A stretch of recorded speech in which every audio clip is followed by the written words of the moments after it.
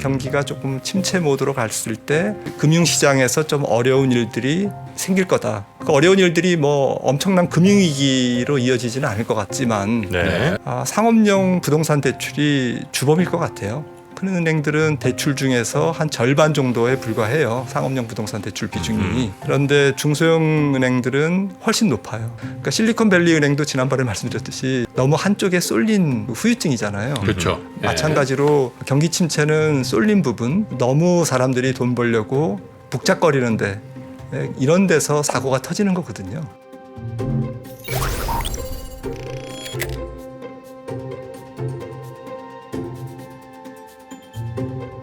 네. 깊이는 정보 인덱스 30, 인덱스 3.0에 가장 어울리는 분이시죠. 그렇죠. 네, 항상 깊이 있는 이야기 네. 저희에게 전해주시는 우리 김한진 박사님 어서 오십시오. 늘 중심을 잡아주시죠. 네. 안녕하세요. 네, 어서 오십시오.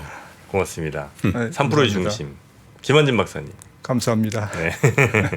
자, 오늘은 우리 박사님과 함께 어떤 이야기를 좀 한번 나눠보면 좋겠습니까?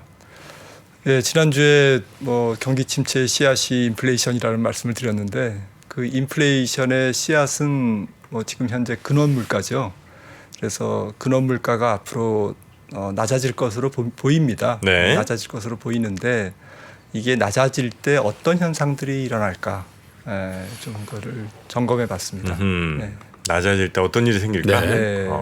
그리고 낮아지는 건 맞나? 뭐 근원 물가 낮아지면 그냥 좋은 거 아니에요? 네, 근데 근원 물가가 낮아진다는 것은 이제 경기가 침체된다는 얘기니까 네.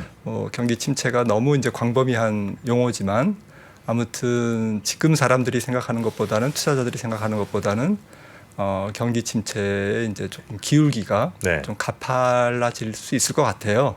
그게 성장률로 뭐 마이너스 성장률을 뭐 살짝 한 1% 안쪽에서 미국이 한 2분기 정도 찍을 가능성이 높은데 저는 그 시점이 한 4분기 올해 그리고 한 내년 1분기 정도가 아닐까.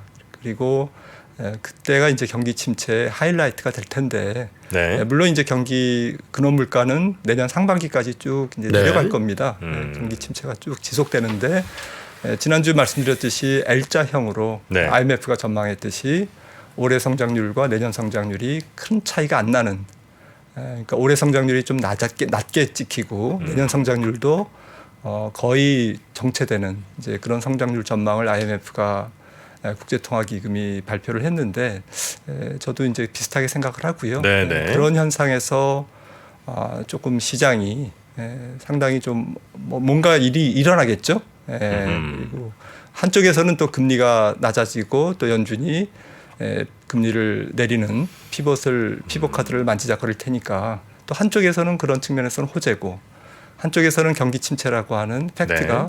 또 이제 여러 가지 현상을 몰고 오고 이제 그럴 것 같습니다. 예. 침체가 와서 저 물가가 안정되는 거야? 아니면 물가가 안정되면서 침체가 오는 거예요? 둘 다죠. 뭐 결국엔 네. 뭐 경기 침체가 드디어 좀 경기가 뭐 좀 차분해지는 거죠. 식는 거죠.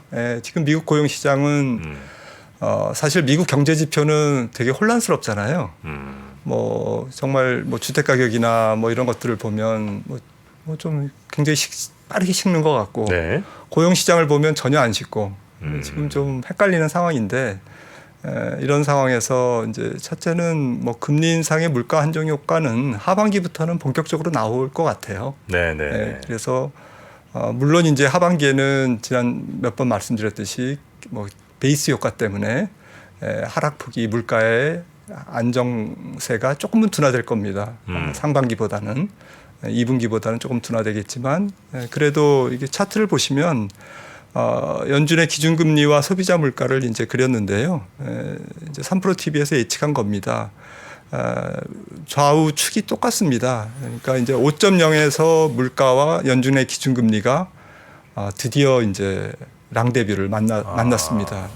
크로스가 되는 거예요? 네. 그래서 소비자 물가도 5%, 기준금리도 5%. 그 얘기는 소비자 물가로 본 연준의 실질 기준금리가 이제 다음 달부터는 플러스로 반전된다라는 거고요. 여러 차례 말씀드렸습니다. 플러스로 반전되기 시작하면 소비가 이제 조금 더 이제 빠르게 줄죠.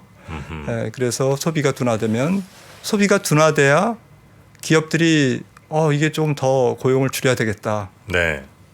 그러면 이제 임금이 떨어지고 시차가 있겠죠.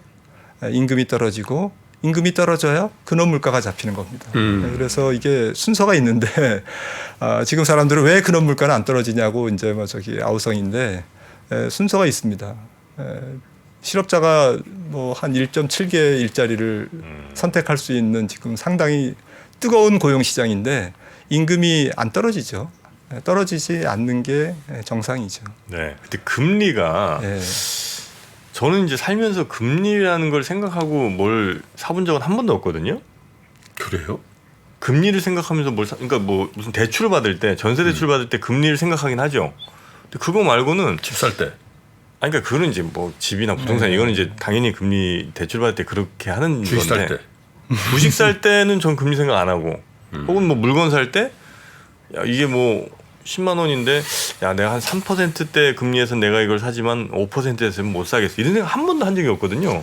아마 근데 대부분의 사람들이 적어도 대출 받는 거 아닌 이상 금리 생각하면서 뭐 근데 소비를 그거는 이제 네. 내가 볼 때는 네. 정프로가 고정급여를 받지 않아서 그래요. 아 정프로는 그래요? 이제 프리랜서 계통으로 해서 경우에 따라서 돈을 많이 벌 때도 있고 좀 슬로우할 때도 있고 그렇잖아. 네. 근데 월급쟁이처럼 딱딱 한 달에 맞아요. 300만 원에서 400만 받잖아. 아 금리를 생각하고 소비를 한다고요? 그러면 당연히 이게 받죠. 아, 그래요? 통장에 찍히는 게 일정하니까. 일정하니까. 네. 제가 계산을 해보니까 네. 예를 들어서 뭐 10달러에 뭐 맥주 한 잔이다. 네. 그러면 4% 물가면 한 10년 후에 15,000원 돼요. 네.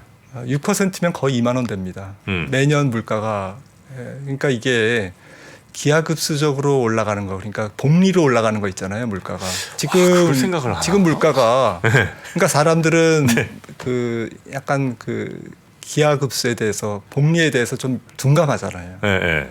네. 근데 물가라는 게 무서운 게 계속 매년 올라가면 지금 물가가 지금 한 5%라고 이제 지금 사람들이 낮아졌다 그러잖아요. 네네네. 여전히 5% 오르는 거예요 연율로. 네.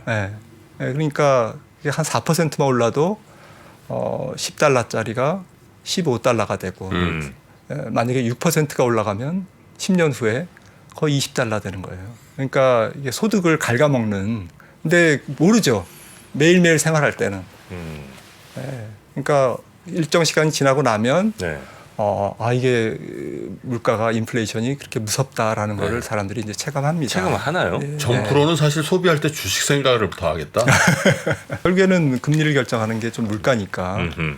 물가가 결국 사람들의 소비 행동을 좌우하죠. 근데 네네네. 소비라는 거는 이제 조금 추세성이 있잖아요. 그러니까 바로 안 바꾸잖아요. 네네네. 생활 습관이기 때문에. 그래서 실질 소득이 조금 줄었다고 해서 바로 소비 패턴이 바뀌지 않습니다. 이제 투자의 세계, 금융시장, 자산시장에서는 똑똑하기 때문에 미스터 마켓이 네네네. 금리를 즉각 반영하고 너무 과도할리만큼 민감하게 반응합니다. 네. 그래서 저는 이제 이 근원 인플레이션이 떨어지는데 이제 남은 건 이제 근원이잖아요.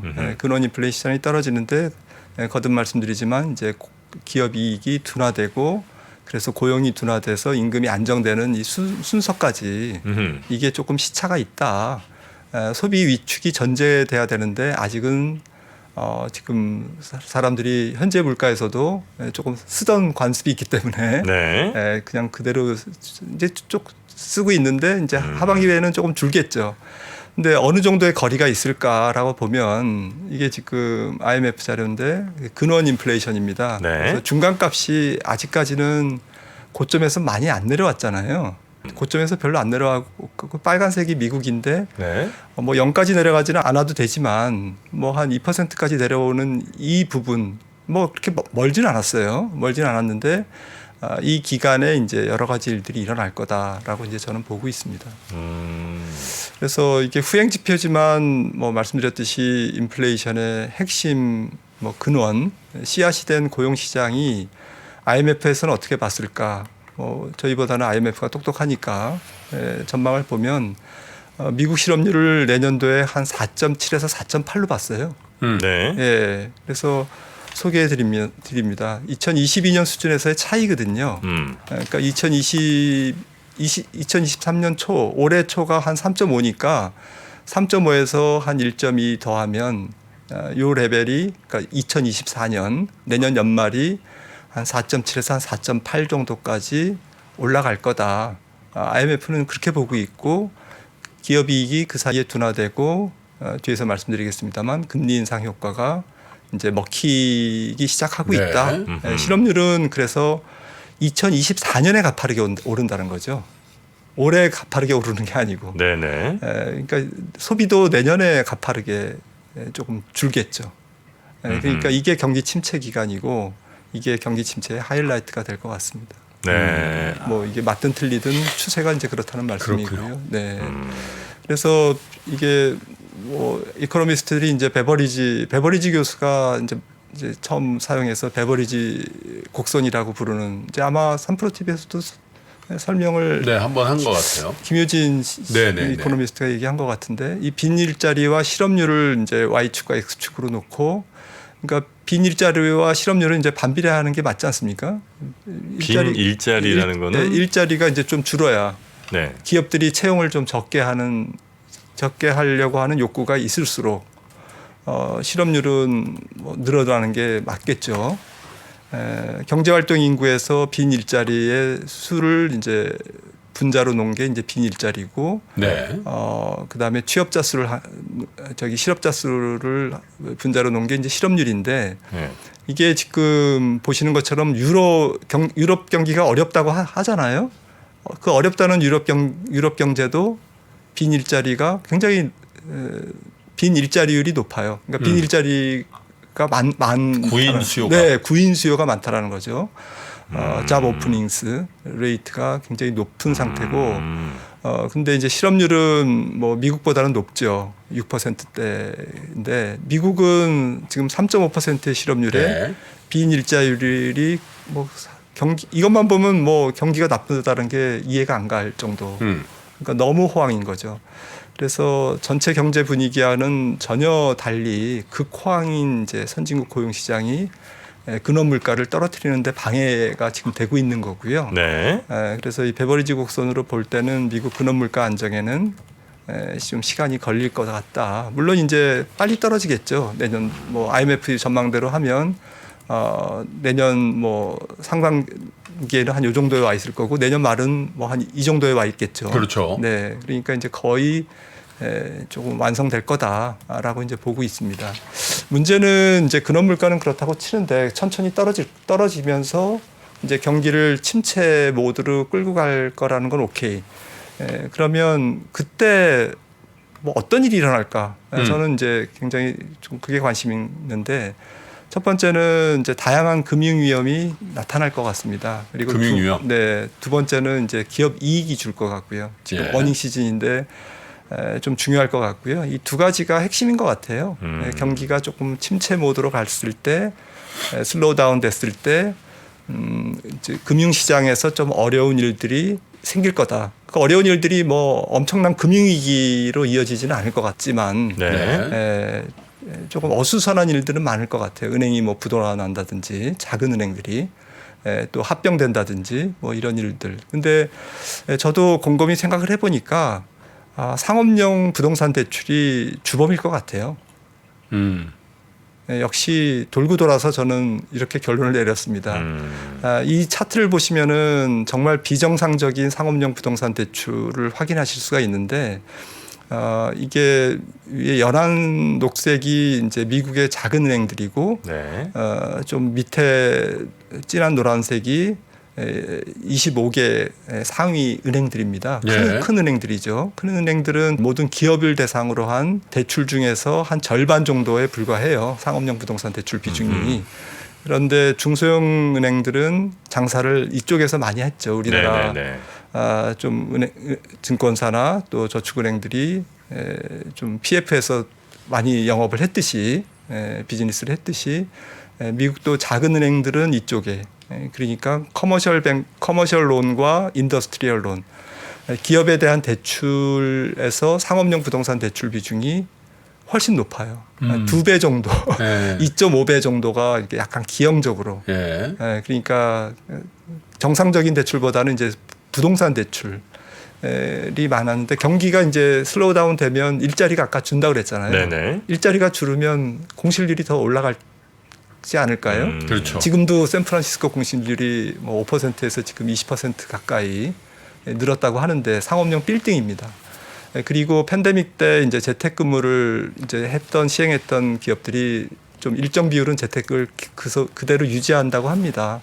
그래서 이제 빌딩 수요, 이제 공실률 이런 것들이 문제가 되고 있는데 이런 측면에서 이제 재융자 혹은 담보가치의 하락으로 인한 재융자의 어떤 어려움을 겪을 수 있는 그런 은행들이 당연히 있겠죠. 네. 그런 은행들이 조금 시장을 좀 어수선하게 만들 수는 있을 것 같습니다. 왜냐하면 이쪽이 과열된 부분이거든요.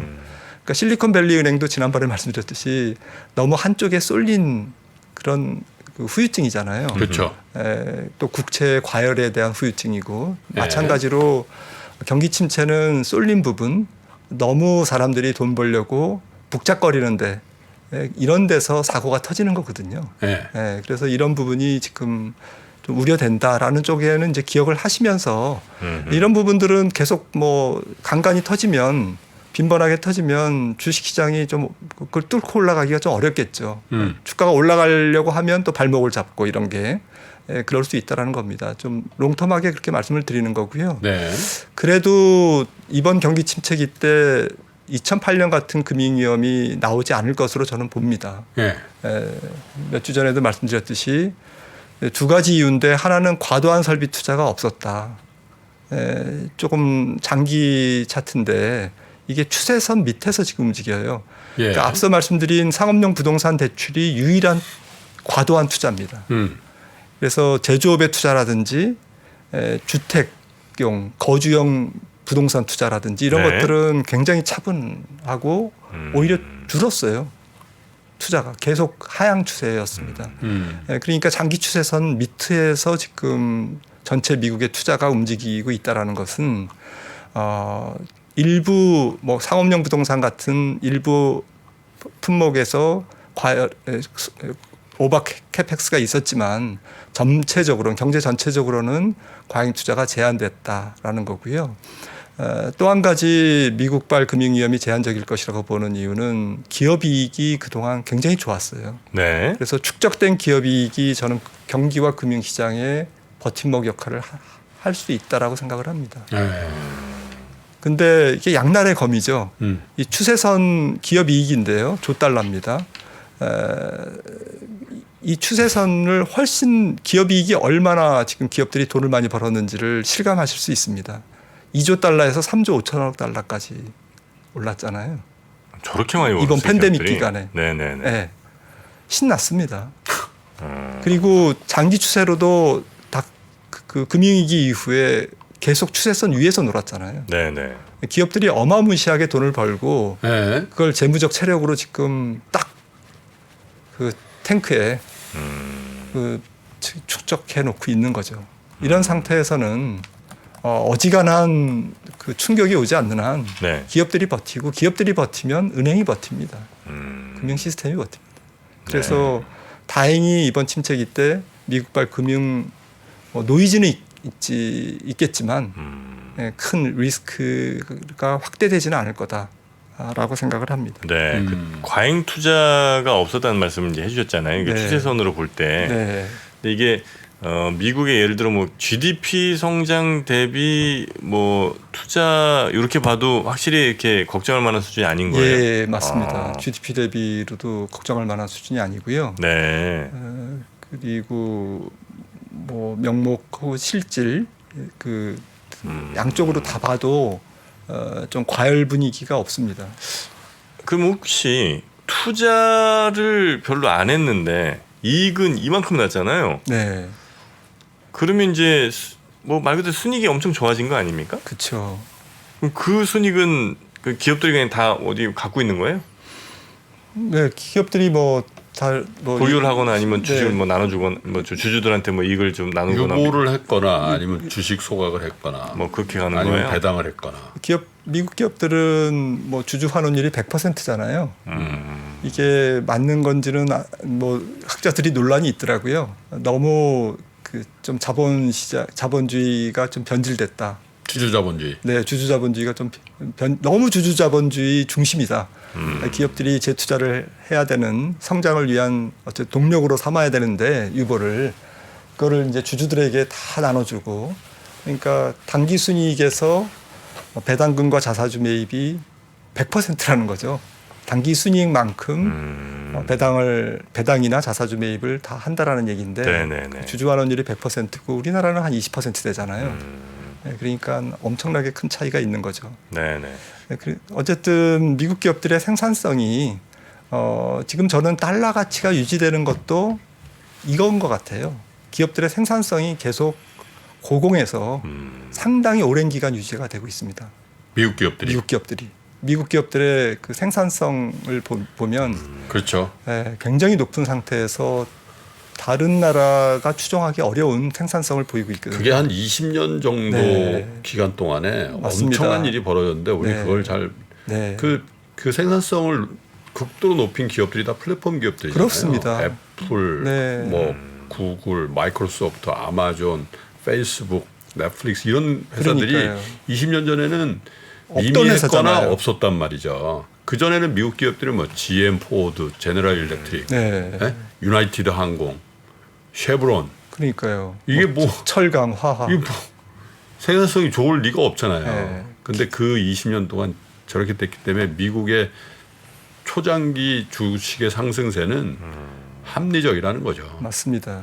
그래서 네. 조금 무형적인 투자, R&D 투자 이런 것들이 더 커지면서 없던 산업들이 생기고 없던 비즈니스가 성장을 그게 저 미국 지원하고 사람들이 있죠. 뭐 똑똑해서 그런 거야? 아니면 그런 플랫폼에 더 많은 가치를 부여하도록 뭔가를 소프트 파워죠. 힘을 저 매겼기 때문입니까?